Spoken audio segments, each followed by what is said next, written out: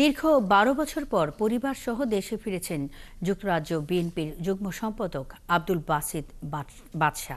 বৃহস্পতিবার সকাল 10:30টায় সিলেট ওসমানী আন্তর্জাতিক বিমানবন্দরে পৌঁছান। এ সময় সিলেট জেলা বিএনপির সাধারণ সম্পাদক ইমরান আহমেদ চৌধুরী সহ অন্যান্য নেতাকর্মীরা তাকে ফুল দিয়ে বরণ করে নেন।